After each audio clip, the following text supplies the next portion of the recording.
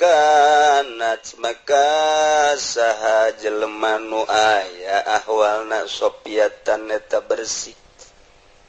muwafaqatan li syariatil Muhammadiyah ngakuran kana syariat bangsa Muhammad alimna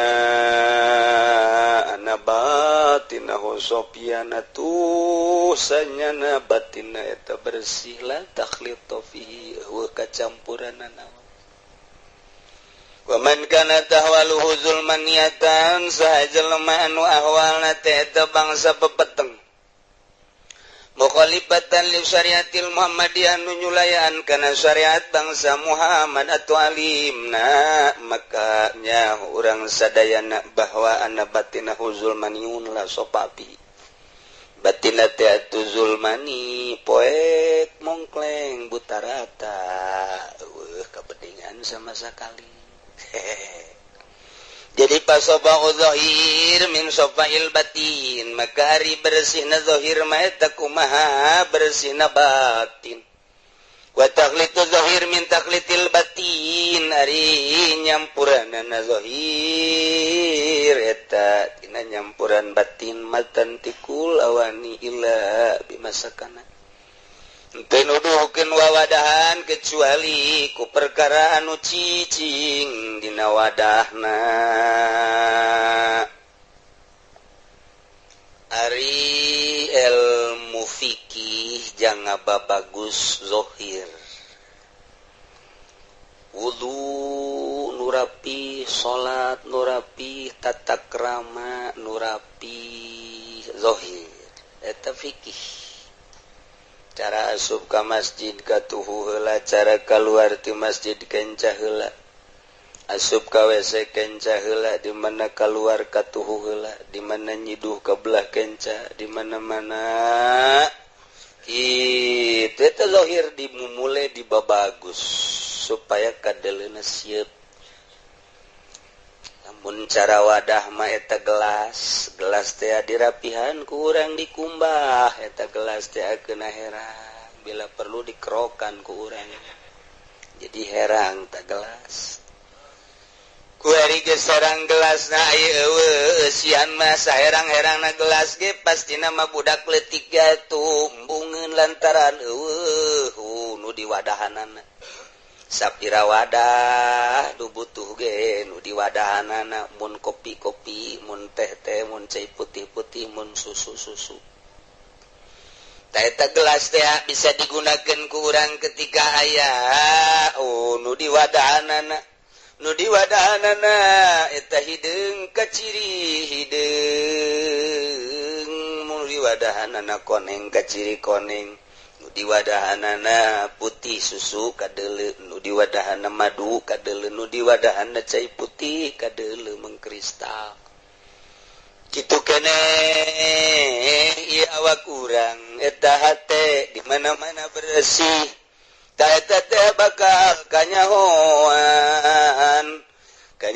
di mana-mana nu di wadahanana ieu makrifat ka Gusti Allah bakal kanyahoan mengkristal di mana-mana dina hate aya asror bakal kanyahoan rahasia-rahasia hikmah di mana-mana eta gelas di wadahan wadah nu gelas teh racun bakal kanyahoan di mana-mana ieu gelas teh dipake wawadah kitu arak bakal kanyahoan kitu keneh hate di mana-mana di jerona aya racunan aya hasudan aya riaan aya gibahan aya hubul mal hubur yasa hubul jah eta teh kanyahoan kesanajan eta kolbu di jero ari awakna zahir di luar tapi kanyahoan bae percis opos gelas make di wadahan eusi-eusian kunaon bae kanyahoan hanya orang-orang tertentulah anu nyahoeun kana yen eta hate bagus eta hate teh kurang bagus bangunan teh kanyahoan padahal mah kanyahoan teh lain lalagaan kanyahoan besi teu percaya kanyahoan aya jelema turun di mobil pejabat aju make kope rapi kopean aju make baju dirapih-rapih kunyana bajuna sorbanna dirapih-rapih nu disumput ke di jero hatena supaya ulah kanyahoan padahal ku kiai supi maka nyahoan bae aya jelema pedagang teh ngagunakeun duit bang nimbangna nyana teh teu beres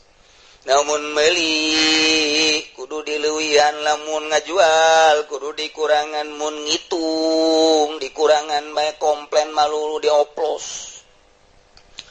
aju boga kalakuan kos kitu teh kunyana disumput-sumput make baju gamis atau make baju tok-tok wa make samping na ngajiriripi taju kopean naga luar biasa mancri teleh muamar kadapi mah sorbana digulak-gilak dibagus-bagus samaru ku kiai supi teu kajawan ngan kiai teu meunang ngajelas-jelaskeun mun ngajelaskeun nufur jelema antepkeun bae padahal kanyahoan zahir teh kos kitu atuh lamun Kangjeng Nabi mah langsung sahabat teh disenyum Kangjeng Nabi anu di zaman Sina Abu Bakar Sina Utsman senali kanyahoan dia sebentar Sabtu Qadir mah komo nembrak di zaman guru-guru urang ge hatta zaman kiwari sarua baengan atuh teu meunang ditembrak-tembrak ngan kanyahoan naon nu disumput-sumput ku urang nu disumput-sumput tu mantak hasud teh aya di jero hate ngan ku ahli na kanyahoan aya hasudan teh aya kibiran kanyahoan kok bisa kos kitunya kitulah ilmu Allah lamun ku Gusti geus dibere rahasia ku Gusti geus dibere asrar jadi kabayang kabeh eta lah engke syarat jadi guru mursyid jelema anu geus caang hatena bisa nempo ka murid nu aya di masyrik murid nu aya di magrib aya murid tariqah kemudian manehanana ye aya hasud ka guruna geus hasud ka guruna nu mantak hasud lantaran aya guruna daharna ngeunah bae pake bagus bae kendaraan mewah juai muridna susah jadi berarti di jero hatena timbul aya suzon jeung hasud lah aing boga guru kos kitu langsung ku Gusti Allah dileungitkeun zauqun nafsi kanikmatan ibadah leungit tuh kanyawan tak ku guru ai budak kunaon ka aing tu suzon sia bae atuh lah sok ka suzon ka aing cak guru diantepkeun bae terus sebulan 2 bulan beki parah eta guru mursyid mah kudu nyamperkeun ima melalui ngimpi tegor wa ima melalui utusan wa ima nyanana supaya datang wa ima didatangan ku guru dah jadi supaya stabil deui cerita-cerita kos kitu mah geus loba lantaran guru mursyid mah sok aya-aya bae artina aya-aya bae murid nama teu meunang ngadahar daging hayam ainyana nama daging hayam unggal poe murid nama teu meunang malah tita tararapa murid nama tita zuhud ainyana dahar daging loba jasa nyencang caya murid tak kos kada itu hese teka tebak jasa talamun suzon atuh geus turun teu beunang aya suzon kos suku kula dicaritakeun teh aya jelema geus bisa hiber begitu manehanana dek balik deui di tengah-tengah nyana aju pikiran yatam khizayatam khizaya mustabaya batur sisanya salih khusasar saya kira itu sih bahasa naon kos kitu mas tahu sama dia kafian ahian syarahian teu harti ragam keur di awang-awang ragam bus adena ka laut. Waduh, lamun ka darat atuh hancur. Raga kerita kata keriber. Eta jadi mikir aku sih suuzon. Itu bahasa naon sih ada bahasa walimah teh kudu ka harti ku urang. Mantak bahasa walimah aya aturan kieu pan bahasa walimah. Digedig sia taneuh ku aing. Awas ulah sambatkan yaya. Anjing belang, anjing hidung. Pelet eta sebenarnya eta. Pelet eta sebenarnya eta. Ji digudakeun ku urang watuh geus. Mata kabeh brojak laku geunang melet. Jain teu melet mah sanu daekeun atuh. Kapotongan kos kitu atuh. Aduh, pelet eta pelet ya Allah, ya Rabbi tuh kan. Bahasa-bahasa hizib. Bahasa-bahasa hizib hararese dicerna ku urang. Ulah percaya. Ulah dirubah. Teh komo model tadi raga. Kita hizib nasor teh anu gitu dan saya bahasana jadi murid dasar waraga. Mantak kaju manehna di laut lain naik ke perahu. Aju tobat ka Gusti Allah dongengna seperti kitu. Gusti tah. Suzon. Tak kajawat ku guru. Murid-murid anu dararatang teh kajawaan ku wali mah ngan disumputkeun bae. Tuh puna cek Tuan Abdul Qadir anjeun nyamarkeun ka kaula. Naon nu aya di anjeun? Dimumule ku anjeun, dibabagus ku anjeun. Padahal maka nyawan ku kaula. Nu mentak tetep dinasehatan bae. Sanajan ku kumaha ge deuk dilempengkeun bae ku wali mah tetep dilempengkeun sakali ke malah osok ke dedenya antaran can aya kesempatan jangan nasehatanan. Tah jadi urusan-urusan ilmu batin teh kos kadaritu mun cara gelas matantikul awani illa bima sakata. Teu nuduhkeun wawadahan kecuali naon ku perkara nu cicing di dinya. Wal ahwalus shafiyah ari pirang-pirang tingkah anu bersih. Eta teh nu bersih tuzhiru ngalahirkeun itu data ijah ala sahibiha karena natijah karena kesimpulan karena buah-buah hasil kanu bogan kesimpulanna baki urang ibadah eta ibadah teh sing ade kuron teh sing ade kudaekna ibadah ge eta teh geus aya nur ilahi kudaekna urang ka masjid teh sembarangan lamun lain kasorot ku nur ilahi moal daek ka masjid kakarak urang kitu daek ka masjid eta geus aya sinar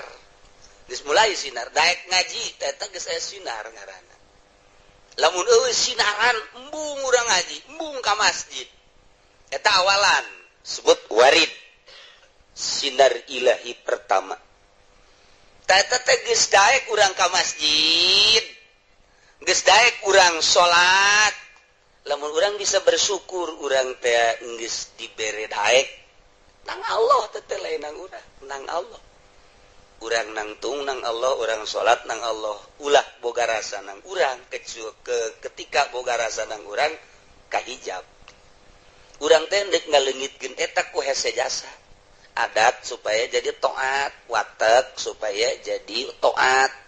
ulah aya adat-adat jelema mun masih keneh make sabab terus bae di syariat jelema mun maksih keneh make watek di syariat bae datang ka paeh ge jelema mun make adat di syariat bae urang teh deuk ngaluncat ulah make adat jeung ulah make syariat eta pan kudu aya nu nungtun nu paham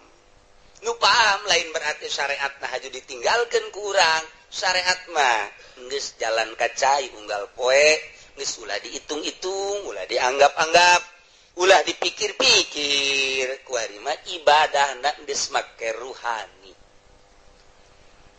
itu kan orang iya ibadah teh lain awak sebenarnya ruh lamun ruhna keluar awak orang bangke atau bangke sok kita sholat awak urang rohan mal bisa berarti roh nu mentak awak mah lamun kering awak atau sholat bae make roh bisa diuk roh dah diuk teu bisa ngedeng teu bisa bari ngedeng atuh bari nagara kicep jar roh nu sholat mah roh tah nu mentak urang ibadah teh lamun masih kene ngagunakeun awak doang atuh moal ngeunah-ngeunah moal ngeunah-ngeunah hibzun li anfasin yakunu khurujuha wa dukhuluha tanya wa zaka afdalu wa anfa'u idza ra'aita din azkiya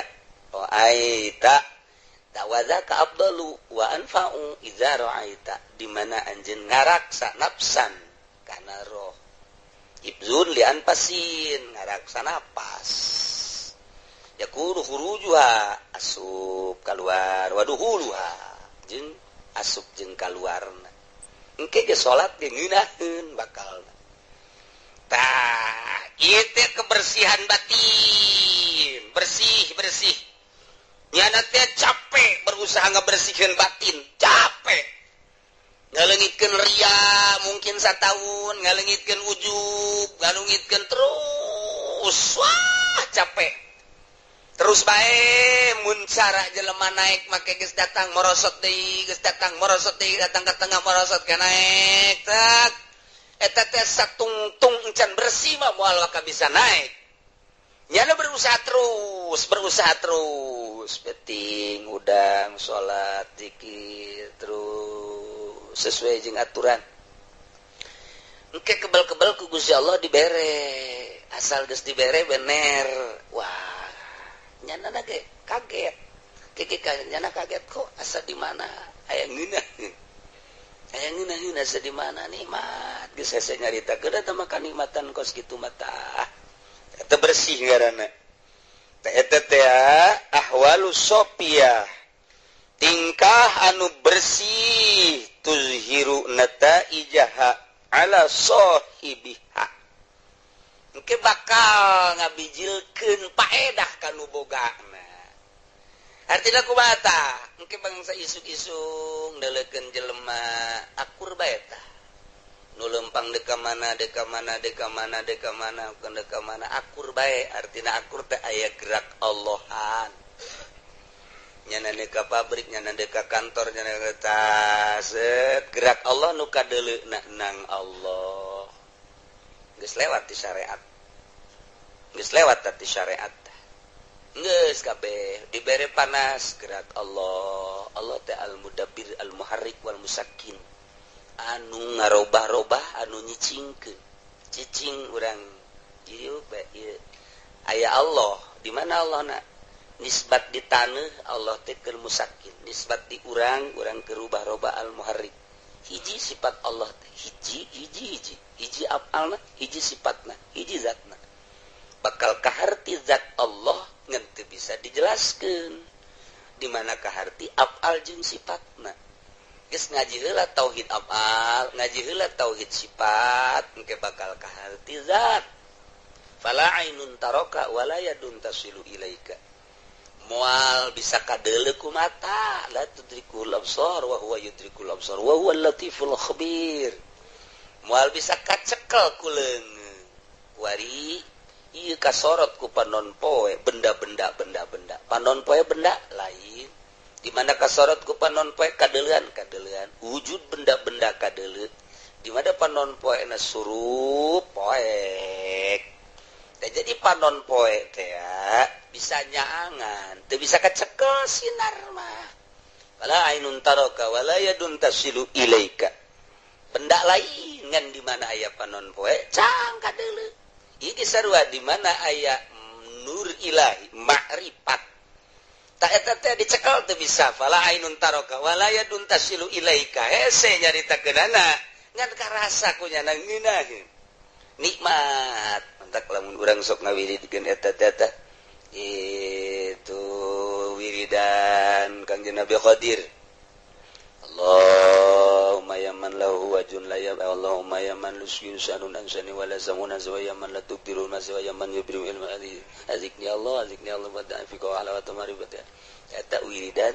Kangjeng Nabi Khadir engke cenah satu saat lamun urang ngalanggengkeun wiridan eta Kangjeng Nabi Khadir tetap datang minimal hidir nu aya di lembur urang engke datang tak dibantu Kangjeng Nabi Khadir datang ka urang we aja apa mere hikmah mere ilmu ma'rifat lamun urang kadatangan ku bupati berarti dek mere naon kana dek mere lamun urang kadatangan ku gubernur berarti ya sekupi nah, tapi lamun urang kadatangan ku wali jangan mere hikmah urang sasalaman doang neuleuh wajah wali ngerenyet hate urang sebab daun sebab jana magis tersepen dunia jadi orang ningali wajah wali teh nah langsung beda kalah hati orang sebabnya nama bening bersih tah ahwalus sofiyah tingkah anu bersih ngalahirkeun kanu bogana nikmat ngeunaheun asal geus dibere kos kitu geus malayang ka mana geus moal hayang ka mana geus ngeunaheun jasa jeung Gusti Allah nikmat jasa lanceuk lamun Siti Rubaiah nyaritakeun kieu teh cak urang lemburna nanaonan di jero imah bae tuh batur tuh deuleu tuh nu ka Ancol tuh batur tuh nu ka Karangbolong Jakarta tuh rame ieu mah di imah bae seri bae Siti Rubaiah terus lantaran terus bae diomong kitu cek Siti Rubaiah teh nyaho sia mah ngan sakadar reresepan zahir kula mah di jero kamar teh jeung nu nyieun Ancol jeung nu nyieun Karangbolong jeung nu nyieun karamean atuh indahan kula di jero kamar dibandingkeun jeung mane apruk-aprukan kitu pernapas babarengan jeung Gusti Allah ngeunaheun nikmat cek Siti Rubaiatul Adawiyah mane mangan teu nyaho bae kana kanikmatan anu hakiki coba eta masyaallah lamun Siti Zulaikha baheula ngudag-gudag Kangjeng Nabi Yusuf alaihis salam ngudag-gudag Siti Zulaikha datang ka nyana teh ya itu ngunci Kangjeng Nabi Yusuf kunci dicekel Kangjeng Nabi Yusuf datang ka soekan naon kitu ngaranna baju tukangna Taju Kangjeng Nabi Yusuf ngaranna ge manusia. Begitu ningali Siti Zulaikha maka geus dibuka. Aduh atuh mun Nabi brojak atuh tinggal ceklak wae. Ya Allah. Tapi malaikat Jibril langsung, "Ya Jibril," cak bos saya. "Ya tur." Pencet. Dipencet ieu ku malaikat Jibril kala luar cai manis. Leles manusiawi. Tetap sahwat ayat jadi teu kesampaian lah Siti Zulaikha kacaritakeun panjang ke dina tafsir ieu mah ujung-ujungna we heula begitu Kangjeng Nabi Yusuf geus jadi raja nyana nanyakeun di mana Zulaikha kuari wah di teangan lantaran geus jadi raja aya habarna cenah nyana di handapeun jembatan wah tuh Kangjeng Nabi Yusuf langsung make kuda kebesaran negara make baju kebesaran make mahkota kebesaran kakasepan Kangjeng Nabi Yusuf pohara mejeuna we atuh nya kasepnya jadi raja dah Assalamualaikum seri Siti Zulaikha Assalamualaikum tengah jawab Assalamualaikum cek Kangjeng Nabi Yusuf. Saha? Yusuf Faisal. Istri Hetikus Endang. Oh Yusuf cek Siti Zulaikha naon ka dieu? Mau menyambungkan asmara yang dulu. Kini aku telah jadi raja, segala-galanya ada di tanganku. Engkau dulu, aku tahu mencintaiku. Dan kini aku akan ambet kembali naon ambet aduh itu Zulaiha teh gurucut jai batala di sisi jembatan itu nggak jawab terus dirayu ku Kangjeng Nabi Yusuf tetap sekali dua kali katilu kali yuk orang ka istana anjeun rek dikawin ku kau cek Siti Zulaiha baheula kaula cinta ka anjeun resep ka anjeun lantaran kula jauh jeung Khalik keur jauh jeung Khalik resep teh pada makhluk be urang jeung urang kuari mah kula geus selalu jeung Khalik karajaan kakasepan harta ternyata eta teh horenganan hina leuwih hina tibatan bangke cek Kangjeng Nabi Yusuf pan jadi kos kieu teh hina horeng raja teh hina kasep teh geulis teh hina dunia teh hina ternyata nikmatan di hadapan jembatan jeung Gusti Allah nikmat kadeuleu ku batur rudin kadeuleu ku batur hargaan padahal mah teh jeung Gusti Allah indek Yusuf wari keneh ulah diganggu nu ngaran Zulaiha keur meujeuhna nikmat ibadah ka Gusti Allah ulah dibejakeun bahwa Zulaiha aya di dieu indek waduh cek Kangjeng Nabi Yusuf kok jadi kos ieu atuh indek Kangjeng Nabi Yusuf tuh Siti Zulaiha jadi geus mengenal Allah mah dunia teh naon eta paling rame engke dongeng Kangjeng Nabi Yusuf ditafsir waduh engke gerage mun teu keburu urang ondangan-ondangan teu keburu gading dimodif ku Gusti Allah nini jadi parawan deui wih eta bagus we pokona mun tinggalin dongeng eta rugi teh pokona eta Siti Zulaiha teh datang ka kos kitu dan dunia teh geus jauh ka Gusti Allah dan dunia teh pamere Allah sedengkeun kaula bebarengna jeung Allahna kasep teh pamere Allah sedengkeun kula geus bareng jeung nu mere kasep ih pangkat teh nang pamere Allah pan kula bebarengan teh jeung nu mere pangkat atuh naon isu pageto kasep bisa leungit harta bisa leungit jabatan jeung tahta bisa leungit ari jeung Khalik moal leungit-leungit ngudag-ngudag anu banon anu pana rugi mendingan ngudag-ngudag nu bako doa umrukum fila syai'at kasia-sia umur anjeun dina neangan la syai'a nu eueuh hartian doa umrukum fila syai'a bahasa Tuan Abdul Qadir geus hirup geus sabaraha taun disia-sia umur anjeun fila syai'a neangan anu eueuh hartian sok cik tuan saya ayeuna mah mulai ngaji rapihan syariat sanggeusna rapih terus belajar thariqah engke supaya mantep ibadah urang eueuh sieun geus loba ka Gusti Allah mah eta mah bahasa sagala sieun ka pocong sagala sieun ka kuntil anak sagala sieun tah manu kos karitu mah atah urang lamun geus mantep ibadah ka Gusti Allah wah urang keur kasinaran terserah urang kasinaranana apa ku jalal Allah apa ku jamal Allah jadi urang teh sapoe-sapoena teh beda-beda wali teh engke terus aya sama Allah asa didengekeun bae asa ngadenge aya basor Allah asa neuleuh asa dideuleukeun bae itu teh terus ke eueuh ke aya ieu ke eueuh ke aya ieu ke eueuh aya selalu kitu bae di per hari-perharina lain-lain ku Allah kumaha diberena ku Allah tapi tetap jadikan nikmatan ketika geus nyaho ka Gusti Allah mantep ibadah tak ceuk Mama Bakri wali ma al-arif billah nu nyaho ka Allah hasba ma yumkinu bihasabiz zat was sifat nyahokeun heula Allahna zat jeung sifatna sifat jeung af'alna bakal kanyawan zatna jadi belajar heula eta tauhid geus beres tauhid kakarat al-muwazibul taat selalu taat al-mujtanibu 'anil ma'siyat ngajauhan maksiat eta wali nu kos kitu teh ceuk Mama Bakri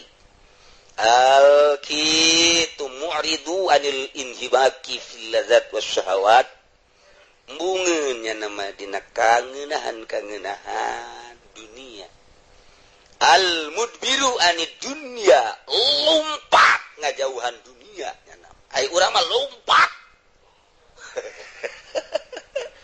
Gak deketan dunia pakai HP. Aduh dicoba jaringan. Jauh walima al-mudbir adi dunia lari tunggang langgang jauh ninggalkeun dunia artian dunia al-mudawimul lizikri terus selalu zikir eta wali mantak geus bae kesimpulanna malah jang pangkat urang mah bisi aya anu wawalianan tapi teu salat ulah. Saya jelema anu hebat memang segala bisa tebak-tebak ngan teu salat ulah bae geus ulah sebab syariat heula ke lamun geus syariat kakarak hakikat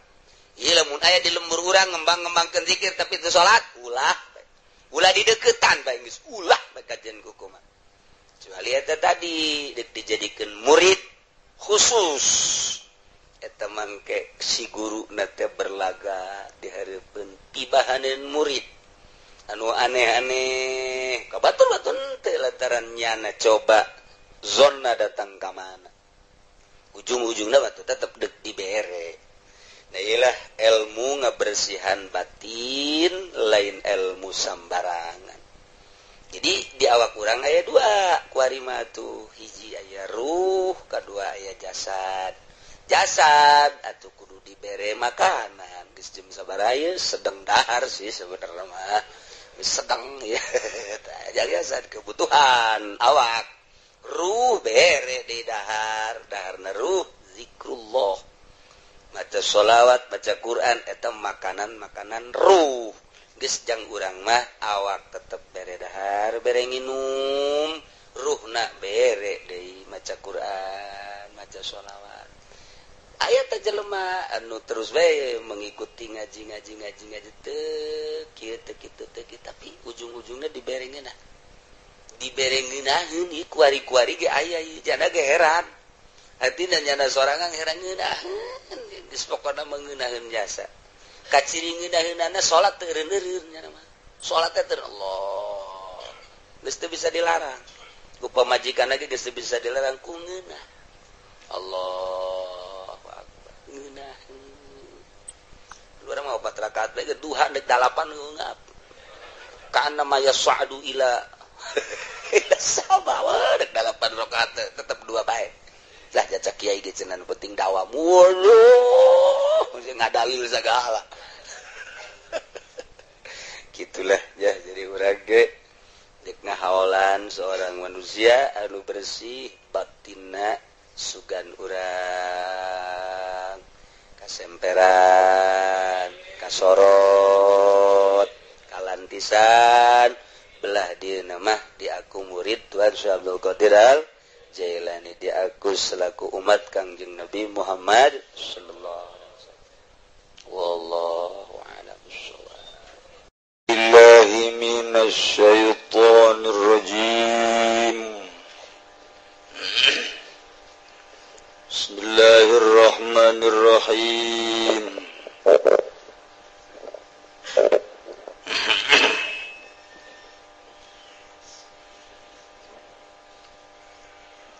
Yaqra hadis utawi kilahiki kufik hadis.